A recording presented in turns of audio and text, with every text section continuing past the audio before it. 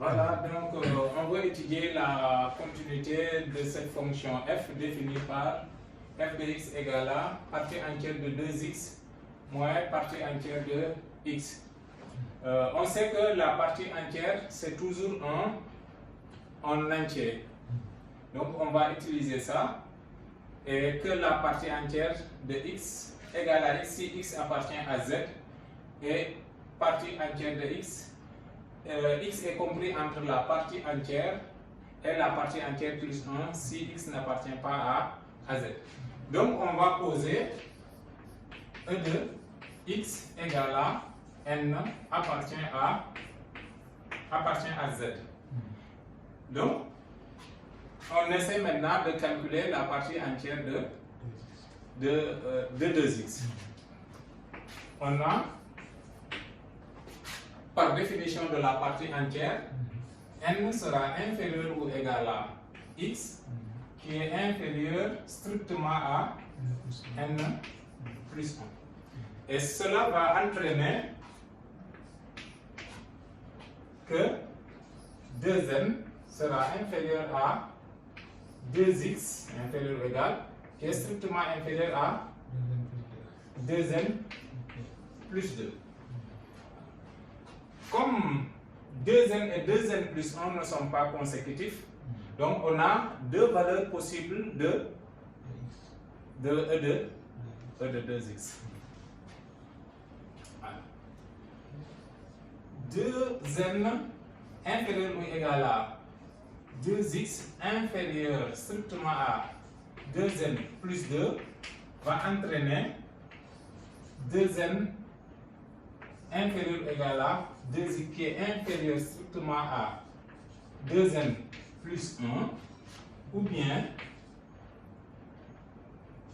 2n plus 1 inférieur ou égal à x qui est inférieur à 2n plus 2. Et là maintenant on obtient deux entiers.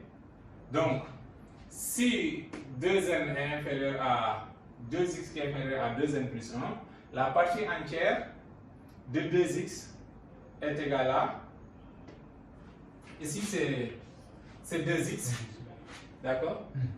La partie entière de 2x c'est 2n plus 1 ou bien c'est 2n. Et là ça va imposer quoi? Si on regarde ces deux équations là, ça veut dire que n est inférieur à ou égal à x qui est inférieur à n plus 1 demi. D'accord? Ou bien ici,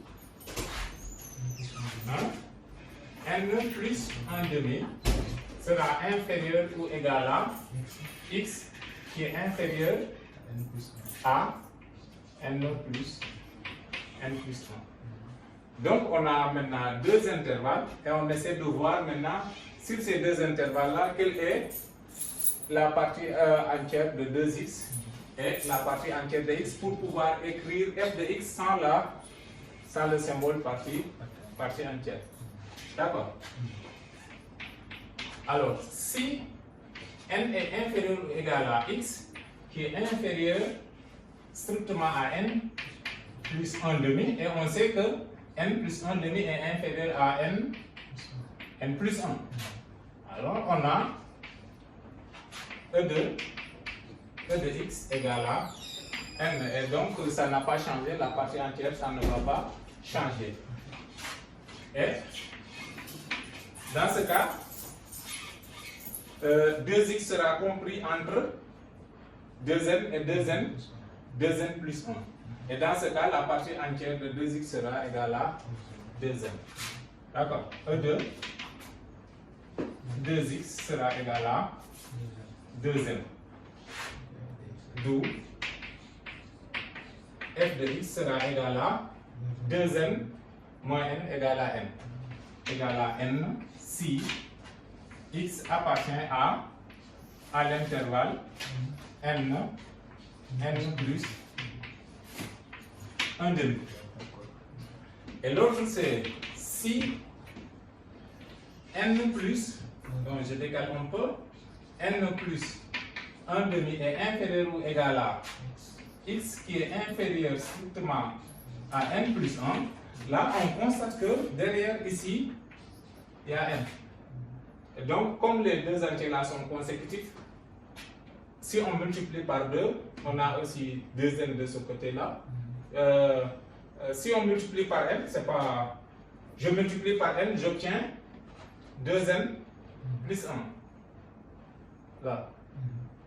Donc, en multipliant par 2, on a 2n plus 1 inférieur à 2x qui est inférieur à 2n plus 2. Et ces entiers sont consécutifs. Ce qui fait que ici, il y a n de ce côté-là. Et ça veut dire que la partie entière de x, c'est n. E de x égale à n. Et e de 2x sera 2n plus 1. Et on obtient f de x égale à n plus. On obtient n plus 1. Si x appartient à l'intervalle n plus 1 demi, n plus 1. D'accord? Alors, donc finalement, qu'est-ce qu'on a? Quel que soit n appartenant à z, f de x égale à n si x appartient à d'accord à n plus 1 demi et c'est égal à n plus 1 si x appartient à l'intervalle n plus 1 demi n plus 1. D'accord? Donc on constate que f est constante sur cet intervalle-là, donc f est continue sur cet intervalle. F est constante sur cet intervalle, elle est continue ici, donc elle est continue sur tous les intervalles de la forme n plus 1 demi, n plus 1 demi. Ou encore, f est continue sur R privé des points de ce type-là. Parce que vous voyez, ici c'est la limite à gauche et la limite à droite. On voit qu'à gauche on a n, à droite on a n plus 1. Donc f n'est pas continue au point n plus 1 demi. D'accord? C'est bon. Alors on constate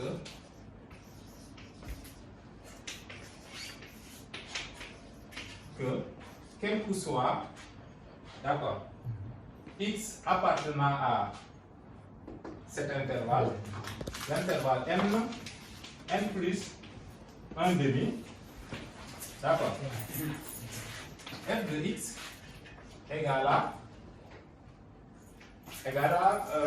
on l'a calculé, c'est n. Donc la limite à gauche, donc limite lorsque x tend vers n plus 1 demi par valeur inférieure de f de x égale à n. Et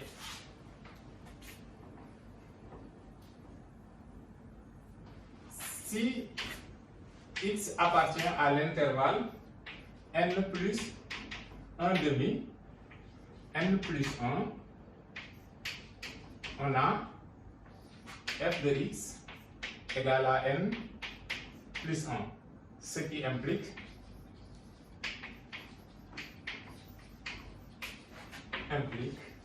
limite lorsque x tend vers n plus 1 demi, cette fois-ci par valeur supérieure de f de x égale à n plus 1. D'accord? Puisque n est différent de n plus 1, quel que soit n appartenant à grand Z, f n'est pas continu, f n'est pas continu en x0 égale à n plus 1 demi, quel que soit n appartenant à Z. D'accord. Maintenant, on va regarder le cas où x0 est différent des points de cette forme-là. Et là, on va juste constater que f est constant sur ces intervalles-là. Et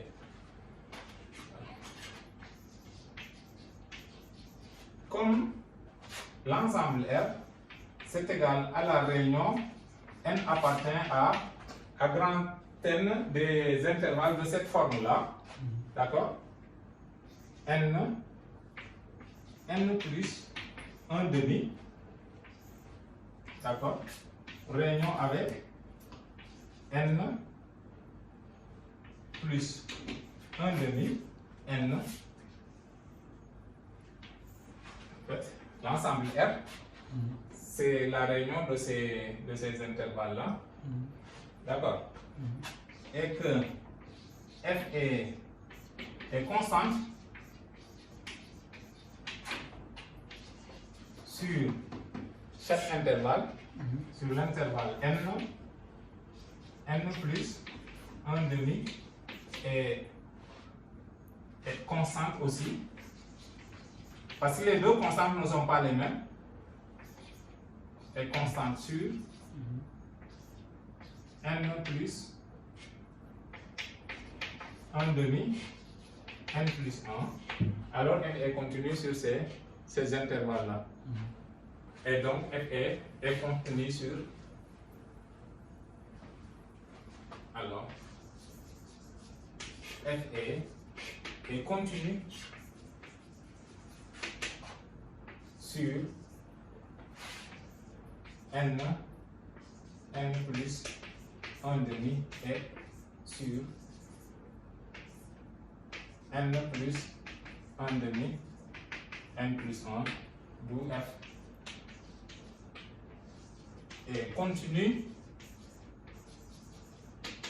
sur R privé des points. Il n'y a que les points de cette forme-là où f n'est pas continu. N plus 1 demi avec n appartient à l'ensemble Z. Et ce qui est continu. C'est ça, ce qui achève la démonstration.